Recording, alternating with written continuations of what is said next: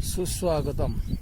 मैं प्राध्यापक एकनाथ कलमकर, विषय हिंदी, एसएसजीएम कॉलेज कोपरगांव के 12वीं के छात्रों का स्वागत। सिलेबस नया है। 11वीं की पुस्तक भी हमारी नई थी, तो 12वीं की इस साल नई पुस्तक है, पुरानी पुस्तक नई है। नया सिलेबस, नई पुस्तक और नए पाठ, और इसीलिए पढ़ाई में भी बहुत रुचि आएगी, रुचि निर्माण होगी। क्योंकि पुरानी पुस्तकें जो होती है वो पुरानी होने के कारण उसकी ओर हम ज़्यादा आकर्षित नहीं होते, लेकिन नई पुस्तक होती है तो उसकी ओर हम ज़्यादा आकर्षित होते हैं। और इसीलिए ये पुस्तक जो है ये बहुत ही सुंदर है। महाराष्ट्र स्टेट बोर्ड ने इस पुस्तक की निर्मित की है। इसके बाह्यावरण को देखकर हम थोड़ा सा अंदाज़ा लगा सकते हैं कि इस पर जो चित्र दिए गए हैं उस चित्रों को देखकर, जिसमें जनसंपर्क माध्यम जो है उसके चित्र है, उसके साथ कलाओं के चित्र है, कुछ साहित्यिकों के चित्र है, और इससे हमें थोड़ा सी हमारी उत्सुकता जो है वो इसके प्रति निर्माण होती है। और इसीलिए हम जो एक एक करके पाठ आगे चलकर पढ़ेंगे तो हमें निश्चित ही बहुत ही इसमें ज्ञान प्राप्ति होगी। और ज्ञान प्राप्ति के लिए हमें कौन सा भी अध्ययन जो है, हम अध्ययन जो करते हैं वो ध्यान लगाकर, मन लगाकर करना चाहिए। ध्यान लगाकर जब हम अध्ययन करते हैं तो उसका हमें जीवन में फायदा होता है। जैसे कि जब दोगे ध्यान तो बढ़ेगा ज्ञान, ऐसा कहा जाता है। तो ज्ञान बढ़ाने के लिए ध्यान देना आवश्यक है। ध्यान देकर हम पढ़ाई करेंगे। जैसे कि भाषा विषय होता है, भाषा विषय हम क्यों पढ़ते हैं, भाषा से हमें क्या मिलता है, भाषा विषय क्यों पढ़ना चाहिए। तो भाषा विषय जो है, इससे हमारी भाषा जो है वो समृद्ध बन जाती है। और समृद्ध बनाने के लिए जो क्षमताएं हैं वो क्षमताएं हमें आनी चाहिए। और ये क्षमताएं कैसे आती है, तो एक एक करके, जैसे कि एक क्लास, पहली क्लास में अगर हम पढ़ते थे तो हमें कुछ नहीं आता था। जब हमें टीचर ने पढ़ाया या अध्यापकों ने पढ़ाया तब उससे हमें भाषा जो है वो मालूम हो गई। जैसे कि हमारी मातृभाषा है, मातृभाषा तो हमें मालूम होती है, पर उससे हम पहले ही वो हमें मालूम होती है कि वो हम बोलते हैं। ये हमारी बोली भाषा होती है, मातृभाषा होती है। लेकिन दूसरी भाषा है, जैसे कि हम अहिंदी भाषिक है, और अहिंदी भाषिक होने के कारण ये हिंदी हमारी मातृभाषा नहीं है। तो हम जब क्लास में पढ़ते हैं तब हमें हिंदी भाषा जो है उसका ज्ञान मिलता है। हिंदी भाषा का ज्ञान हमें मिलता है। तो हिंदी भाषा और मराठी भाषा, इसमें ज़्यादा अंतर नहीं है, क्योंकि इनकी लेखन की लिपि जो है वो देवनागरी लिपि है। और देवनागरी लिपि होने के कारण नज़दीकी भाषा वो बन जाती है। तो हिंदी भाषा साधारणतः आज हम माध्यमों से भी उसे सीख सकते हैं। जैसे कि छोटे छोटे बच्चे जो है वो टीवी देखकर हिंदी बोलते हैं। हिंदी बहुत आसान भाषा है। वैसे तो मराठी, हिंदी ये भाषाएं आसान, मराठी हमें आसान क्यों लगेगी, क्योंकि हम मराठी भाषिक हैं। लेकिन हिंदी भी आसान है। हिंदी में ज़्यादा अंक मिलते हैं। साधारणतः हम अब जब क्लास में पढ़ाते हैं तो छात्र हिंदी की मांग करते हैं, क्योंकि हिंदी भाषा भी सुंदर है और उसमें अंक भी ज़्यादा मिलते हैं। और इसीलिए हिंदी भाषा को सभी लोग चाहते हैं, या तो हमारी राष्ट्रभाषा भी है, इसीलिए हमें इसका अभिमान भी है। और इसमें भाषा हम क्यों पढ़ते हैं, भाषा पढ़ने से हमें क्या मिलता है, या तो भाषा क्यों पढ़नी चाहिए। तो भाषा इसलिए पढ़नी चाहिए कि भाषिक क्षमताएं जो होती है वो हमारी बढ़नी चाहिए। भाषिक क्षमता, पहली क्षमता जो है वो है वाचन क्षमता। वाचन क्षमता नहीं,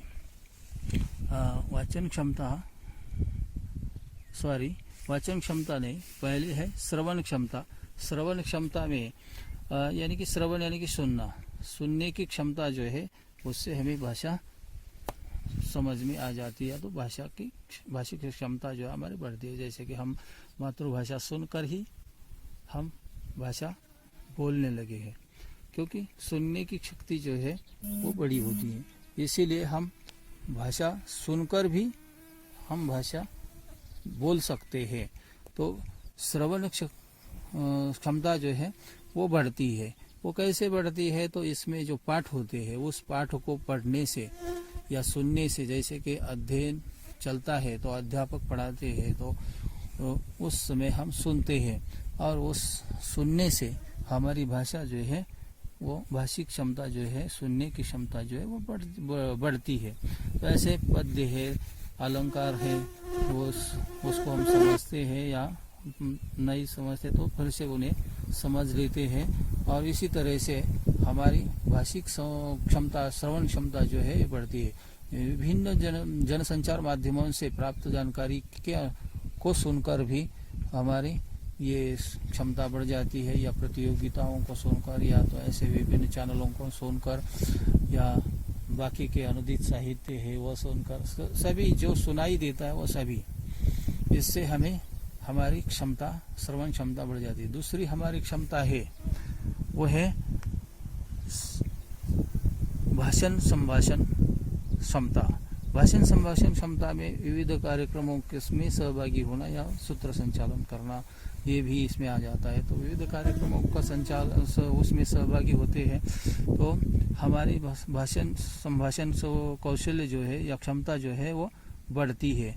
लेकिन उसके बाद जो सूत्र संचालन जो है, सूत्र संचालन में हमारी भाषा समृद्ध होनी चाहिए।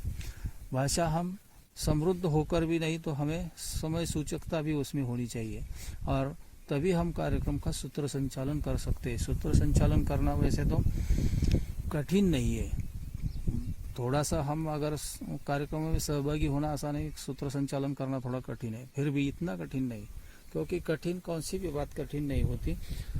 जैसे कि एक दोहा है, वो दोहा इस तरह का है, देखिए, करत करत अभ्यास के जड़मती हो तो सुजान, रसरी आवत जात तय शिल पर हो तो निशान।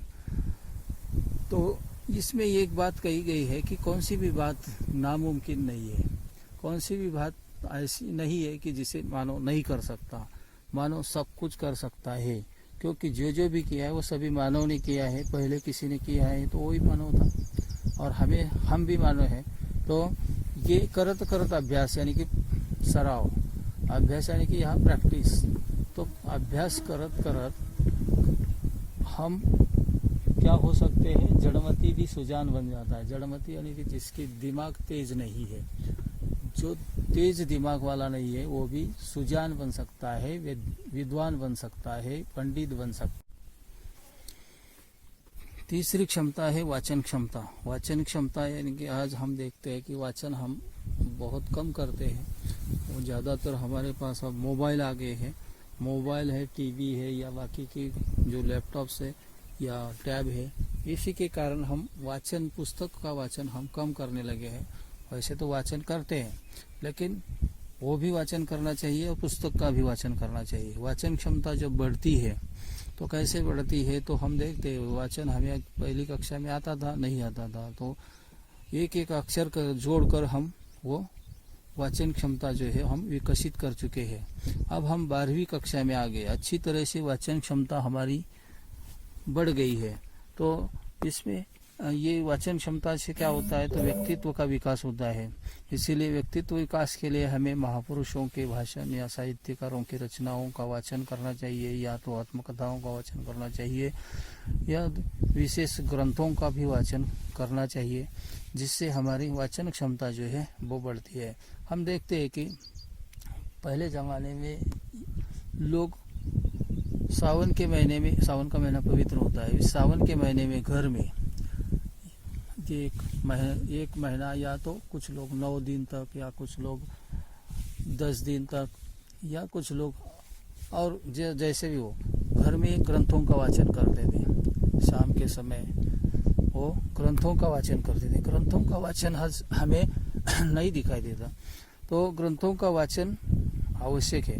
ग्रंथों के वाचन से हमारी जो वाचन क्षमता जो है वो बढ़ती है। हम एक जगह पर बैठकर आज 1 घंटा वाचन नहीं कर सकते। वाचन करने के लिए हमें कैसे कि 2-4 शब्द पढ़ते, 2-4 लाइन पढ़ते, एक आध पेज पढ़ते और उसके बाद हम उसको छोड़ देते हैं, क्योंकि हमें उसमें ज़्यादा रस नहीं आता। तो ये सोचकर हमें काम करना है, वाचन का काम करना है कि हमें जब हम वाचन करेंगे तो हमारे ज्ञान बढ़ेगा। वाचन क्षमता के बारे में मराठी में कहा जाता है कि वाचाल तर वाचाल। जब तुम वाचन करेंगे, पठन करेंगे, तो भी जीवन में तुम कुछ कर सकते हैं, सफल बन सकते हैं। तो उसके बाद चौथी क्षमता है कि लेखन। लेखन क्षमता जो है, आज हम देखते हैं कि छात्र परीक्षाओं में भी लेखन कम करते हैं। लेखन करने की क्षमता हमारी कम हो गई। अंक मिलते हैं फिर भी छात्र, हम बता दें कि निबंध जो है वो सविस्तर लिखना चाहिए, ज़्यादा लिखना चाहिए, लेकिन वो निबंध भी आज छात्र 1 पेज, आधा पेज, इससे ज़्यादा नहीं लिखते, क्योंकि लिखने की क्षमता कम होती जा रही है। लिखने की क्षमता बढ़ानी आवश्यक है। उसके लिए हम रोज कुछ न कुछ लिखेंगे। और ये आधुनिक जो साधन आ के संगणक यानी कि कंप्यूटर, तो कंप्यूटर की लिपि जो है वो लिपि का भी हमें उपयोग करना है। ब्लॉग लेखन है, पल्लवन फीचर लेखन का अध्ययन जो है वो भी करना चाहिए, या लेखन करते समय टिप्पणी निकलनी चाहिए। विविध कार्यक्रमों का नियोजन करते हैं तो उसमें भी हमें कुछ नियोजन करते समय लिखना पड़ता है। तो ये सभी लिख कर उसकी प्रस्तुति जब हम करते हैं तो हमें वो लेखन क्षमता हमारी जो है वो बढ़ सकती है। उसके बाद 5वीं क्षमता जो है वो है भाषा अध्ययन। भाषा अध्ययन में व्याकरण में हम रस और अलंकार, बाकी का भी व्याकरण आ जाता है, लेकिन रस और अलंकार नई सिलेबस में ये दिया गया है कि 11वीं में भी हमने कुछ रस और अलंकार पढ़े हैं, तो 12वीं में भी रस और अलंकार आ गए हैं। और रस अलंकार से हमारी अध्ययन क्षमता, भाषा अध्ययन क्षमता जो है वो बढ़ती है। तो रस में श्रृंगार, शांत रस, बीभत्स रस, रौद्र, अद्भुत रस, जैसे कि हमें पुस्तक में और दिए हैं रूपक, उपमा, उत्प्रेक्षा और दृष्टांत, ये 4 भी हमें इसकी भी पढ़ाई करनी है। तो ये अलंकार है, तो ये अलंकार 4 दिए गए, रूपक, उत्प्रेक्षा, उपमा और दृष्टांत। रस में ये 5 रस दिए गए, 9 रस होते हैं, 9 रस हम कहते हैं। तो 9 रस और अलंकारों की संख्या जो है वो 4 दी गई है। उसमें रूपक, उपमा, उत्प्रेक्षा और दृष्टांत। वाक्य शुद्धिकरण ये भी पहला 11वीं में भी हमने पढ़ी है। या तो ये ज़्यादातर जो लेखन के माध्यम से और पठन के माध्यम से इसे वाक्य शुद्धिकरण कर सकते हैं। काल परिवर्तन, मुहावरे।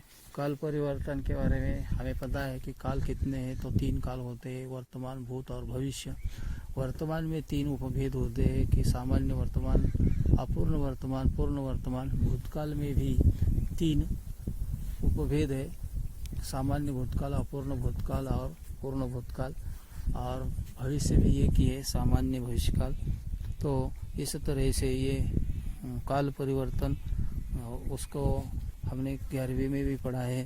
तो ये आसान, जो व्याकरण का भाग जो है आसान लगता है, लेकिन इससे हमारी भाषिक अध्ययन जो है बढ़ता जाता है। इससे मुहावरे आ जाते हैं। मुहावरे क्या होते हैं? भाषा को समृद्ध बनाने के लिए इसकी आवश्यकता होती है। अध्ययन को 6वां है अध्ययन कौशल्य जो है। इसमें अध्ययन कौशल्य में आज आधुनिक युग में इंटरनेट आया है, QR कोड का, उसके बाद विभिन्न चैनलों को देखकर उसका उपयोग करना। चैनल जैसे कि हम टीवी देखते हैं तो उसमें टीवी केवल देखते नहीं, तो उसका उपयोग हम करते हैं। जो हम सुनते हैं उसका उपयोग करते हैं, और उससे हमारी अध्ययन कौशल्य जो है वो बढ़ता है। पारिभाषिक शब्दावली आती है बैंक में और व्यापार में, वाणिज्य में, या विधि यानी कि न्याय तथा विज्ञान जैसे से संबंधित जो शब्द होते हैं उसका प्रयोग करना, उसे पारिभाषिक शब्द कहते हैं। तो इस तरह से हमारी ये क्षमताएं जो है वो भाषा अध्ययन से बढ़ती है। तो पाठ्य पुस्तक में हमें क्या क्या पढ़ाई करनी है ये भी देखना आवश्यक है, क्योंकि पुस्तक में हम आगे जाकर क्या पढ़ेंगे। तो पहले पुरानी पुस्तक होती थी तो उसमें अलग अलग भाग होते थे, जैसे गद्य का भाग होता था, पद्य का भाग होता था, धृतवचन का होता था, व्याकरण का, और बाकी का भाग जो है वो बाद में होता था। और पुस्तक उससे बड़ी बनती थी, पुस्तक का आकार बढ़ता था। तो ये पुस्तक का आकार कम करने का प्रयास किया गया है। तो ऐसे कि पुरानी पुस्तक में साधारण 15 तक गद्य होते थे, 10 तक पद्य होते थे, 7-8 तक धृतवचन होते थे, और इससे उसकी संख्या तो जो है, तो इस पुस्तक में पाठों की संख्या कम हुई कर दी गई है, और गद्य पद्य अलग नहीं, तो एक के बाद एक इसमें आया है। तो पहला पद्य है नवनिर्माण चतुष्पदी। चतुष्पदी यानी कि 4 पदों वाली यानी कि उसे चौपाई कहा जाता है। जैसे कि हिंदी में अगर देखेंगे तो रामचरितमानस जो है वो चौपाई में लिखा गया है। चौपाई का अच्छा उदाहरण है और रामचरितमानस है। या तो मराठी में चारोली है, 4 लाइन वाली जो 4 पदों वाली जो होती है वो चतुष्पदी। दूसरा पाठ जो है वो निराला भाई है। निराला भाई यानी कि एक बड़े साहित्यकार है, और इसको महादेव वर्मा ने लिखा है। महादेव वर्मा भी एक महान साहित्यकार है। तो महादेव वर्मा या निराला भाई ये आधुनिक हिंदी काव्य के एक महान साहित्यकार है, रचनाकार है। तो एक आधुनिक हिंदी काव्य में छायावाद एक धारा थी, और उसमें ये लोग निराला और महादेव वर्मा जी जो है ये उसके स्तंभ माने गए हैं, यानी कि महान साहित्यकार वो माने गए हैं।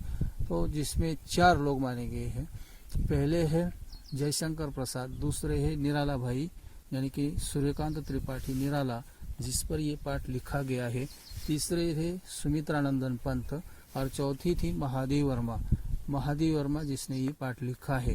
तो ऐसे ये निराला भाई महान साहित्यकार है, और उसके बारे में जानकारी हमें महादेव वर्मा ने इसमें लिखी है। संस्मरण प्रकार है, और संस्मरण यानी कि उसकी याद में लिखा गया है। तो तीसरा जो है वो सच हम नहीं सच तुम नहीं, नई कविता जगदीश गुप्त की है।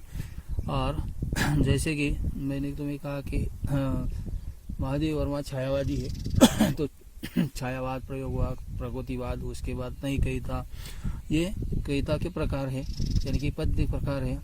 जो नई कविता के माध्यम से उन्होंने हमें एक यहाँ पद्य दिया है, सच हम नहीं सच तुम नहीं। चौथा है आदर्श बदला कहानी। सुदर्शन एक बहुत महान कहानीकार है, बहुत बड़े कहानीकार है। तो ऐसे उन्होंने एक आदर्श बदला नाम की कहानी इसमें दी है। इसमें भी हम पढ़ाई करेंगे तो हमें मालूम पड़ेगा कि ये सुदर्शन कितने महान लेखक हैं। पांचवा पाठ है, इसमें 2 भाग दिए गए हैं। एक है गुरबानी, दूसरा है वृंद के दोहे। ये पद और दोहा प्रकार है। इसमें गुरु नानक के पद गुरबानी, यानी गुरु नानक यानी कि आप पता है सिख धर्म के जो संस्थापक है या गुरु है वो नानक जी या सिख धर्म जो है इसका और मराठा या महाराष्ट्र की मराठी भाषा जो है उसका बहुत संबंध है, क्योंकि संत नामदेव जो है वो पंजाब में गए थे और वहाँ भी उन्होंने पदों की रचना की थी। इसलिए संत नामदेव को बहुत मानते हैं पंजाब में, या सिख लोग जो है वो बहुत मानते हैं। तो ऐसे गुरु नानक के पद हमें दी गए। गुरुबानी उनकी है, यानी कि उन्होंने लिखा हुआ उनकी वाणी है, यानी वाणी है, उन्होंने जो कुछ कहा है वो है। वृंद के दोहे है। दोहा प्रकार भी तुम्हें पता है कि जो हम 11वीं में हमने पढ़ा है। दोहा यानी कि 2 लाइन वाला होता है साधारणतः, जिसमें 2 लाइन में सब कुछ बताया जाता है। ये पूरी बात जो है वो 2 लाइन में बताई जाती है, और ये बहुत ही समृद्ध साहित्य प्रकार है। उसके बाद छठवां पाठ है पाप के चार हथियार, जो निबंध है कन्हैयालाल मिश्र प्रभाकर, बहुत बड़े साहित्यिक है जिन्होंने ये निबंध लिखा है। पेड़ होने का अर्थ, नई कविता डॉक्टर मुकेश गौतम, इन्होंने वो लिखी है। नई कविता यानी कि आधुनिक कविता में, आधुनिक जो साहित्य में कविताओं के प्रकार है उसमें नई कविता है। नई कविता में उन्होंने पेड़ होने का अर्थ जो है वो दिया है। आठवां पाठ है सुनो किशोरी, पत्र है, आशारानी होरा ने लिखा हुआ है। उसके बाद है चुनिंदा शेर, जो कि शेर हमें पता है कि शेर हमें बहुत अच्छा लगता है। शेर सुनकर हम बहुत ही हमें सुखद महसूस होता है, आनंद मिलता है। तो ऐसे शेर लिखने वाले कैलाश सेंगर हैं, तो ये शेर भी हम पढ़ेंगे। यानी कि बहुत अलग अलग प्रकार की रचनाएं इसमें दी गई है। ओजोन विघटन का संकट, एक लेख है, डॉक्टर कृष्ण कुमार मिश्र ने लिखा है। उसके बाद पाठ है 11वां कोख जाया, अनुदित साहित्य है और मूल लेखक उनके श्यामदरी हरे और वैद्यनाथ झा ने उसे अनुदित किया है। उसके बाद 12वां है, उसमें 2 लोकगीत दिए गए हैं, सुनो रे सखिया और कजरी लोकगीत है और ये आगे है इसमें। उसके बाद है विशेष अध्ययन हेतु कनुप्रिया काव्य है धर्मवर भारती का।